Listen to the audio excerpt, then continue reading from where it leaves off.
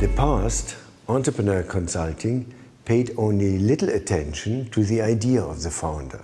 Postulating that ideas are as plentiful as sand at the beach. So what could an idea be worth? A whole lot. For this isn't about fleeting ideas or brain children.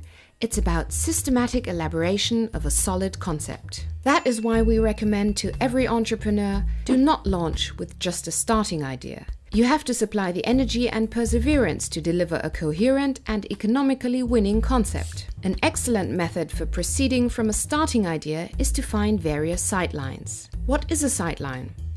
According to Wikipedia, a sightline is an unobstructed line of sight between an intended observer and a stage, arena or monument. What does this mean for you concretely? The sightline method makes it possible for you to work on your starting idea and its potential more profoundly. In doing so, you will systematically develop new angles of view, and this will be extremely helpful in concept development. The best way to illuminate this method is using mind mapping. Let's assume that your starting idea is you would like to open an Egyptian restaurant with traditional regional food. I would then try to discover new sightlines. Doesn't such a restaurant already exist? The sightline is the competitor situation. Or, how were meals enjoyed among company in the past? Sightline history. Or other possible sightlines. How is it you came to this idea? Sightline, you like to cook. Live a healthy lifestyle. What else is important? Sightline here could be, for example, I like to be around people. In the next step, group together the subpoints that occur to you for the individual sightlines. Maybe you don't really need to open your own restaurant. Couldn't you also see yourself with a farm or a catering service? Couldn't you potentially also offer cooking seminars? What did the ancient Romans, for example, eat at their feasts? Be sure to take a lot of time for this step.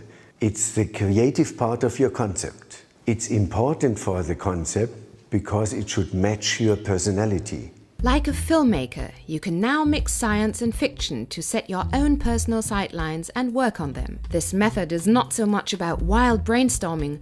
Above all, it's about working systematically. Don't be surprised if the results have little in common with your original idea. That's more the rule than the exception. The big advantage to this procedure is that you have developed a new concept that fits better to your personality and that also probably needs less capital. On top of that, your concept will be more creative, and that helps you to distinguish yourself from your competitors. Admittedly, there are further paths to success than developing a creative entrepreneurial design. Even a mundane sausage stand can be successful if it's on the right corner and a friendly person is working. Me Too ideas which merely imitate can of course also be profitable. Not all freelancers or Me Too entrepreneurs are unhappy. However, the more elegant and promising path to become a successful entrepreneur is with creativity and innovative concept. Now it's your turn again. What are your sightlines for your starting idea?